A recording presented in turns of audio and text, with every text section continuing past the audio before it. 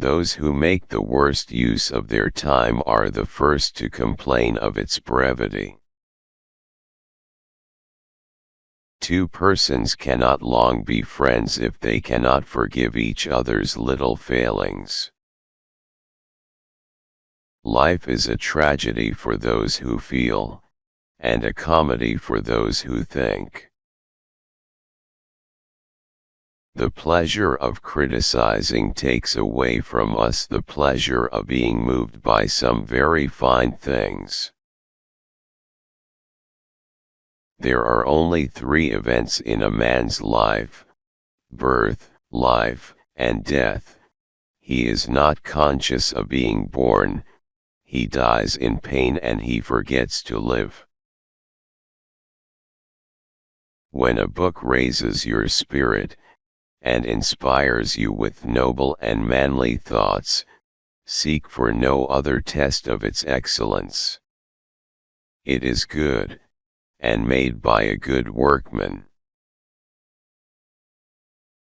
A wise man is cured of ambition by ambition itself. His aim is so exalted that riches, office, fortune, and favor cannot satisfy him.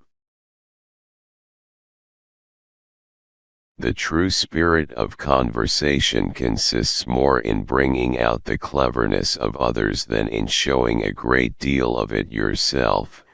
He who goes away pleased with himself and his own wit is also greatly pleased with you. Most men would rather please than admire you. They seek less to be instructed, and even to be amused, than to be praised and applauded. The very essence of politeness is to take care that by our words and actions we make other people pleased with us as well as with themselves. That man is good who does good to others. If he suffers on account of the good he does, he is very good. If he suffers at the hands of those to whom he has done good, then his goodness is so great that it could be enhanced only by greater sufferings, and if he should die at their hands, his virtue can go no further. It is heroic, it is perfect. Not to be able to bear with all bad-tempered people with whom the world is crowded, shows that a man has not a good temper himself. A man is rich whose income is larger than his expenses, and he is poor if his expenses are greater than his income. There is no road too long to the man who advances deliberately and without undue haste. There are no honors too distant to the man who prepares himself for them with patience. The great charm of conversation consists less in the display of one's own wit and intelligence, than in the power to draw forth the resources of others.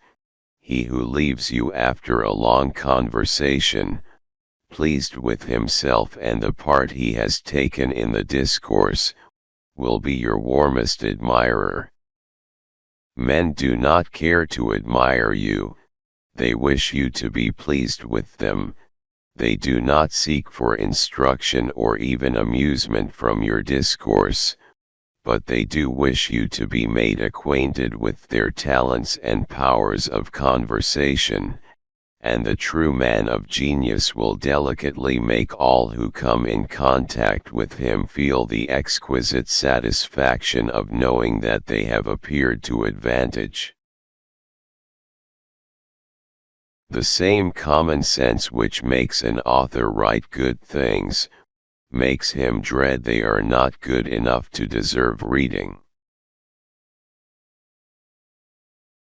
We should only endeavor to think and speak correctly ourselves, without wishing to bring others over to our taste and opinions. This would be too great an undertaking.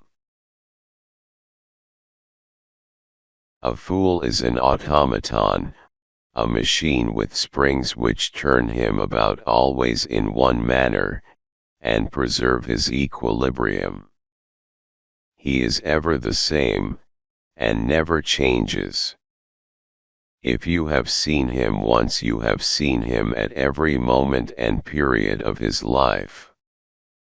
He is at best but as the lowing ox or the whistling blackbird.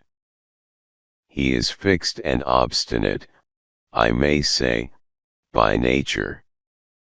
What appears least in him is his soul, that has neither activity nor energy, it reposes. As favor and riches forsake a man, we discover in him the foolishness they concealed, and which no one perceived before.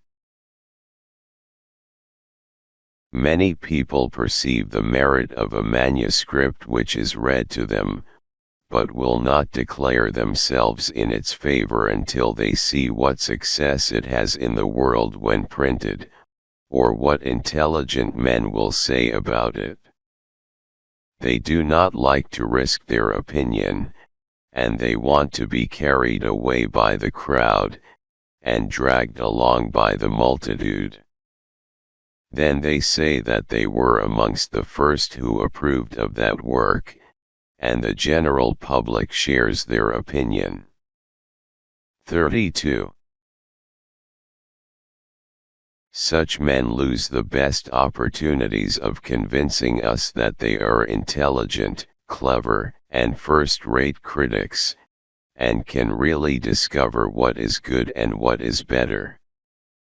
A fine work falls into their hands, it is an author's first book, before he has got any great name, there is nothing to prepossess anyone in his favor, and by applauding his writings one does not court or flatter the great. Zealots, you are not required to cry out, "This is a masterpiece." Human intelligence never went farther, the human speech cannot soar higher, henceforward we will judge of no one's taste but by what he thinks of this book.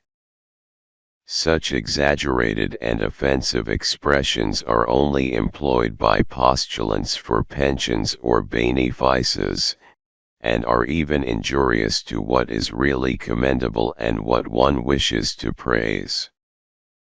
Why not merely say,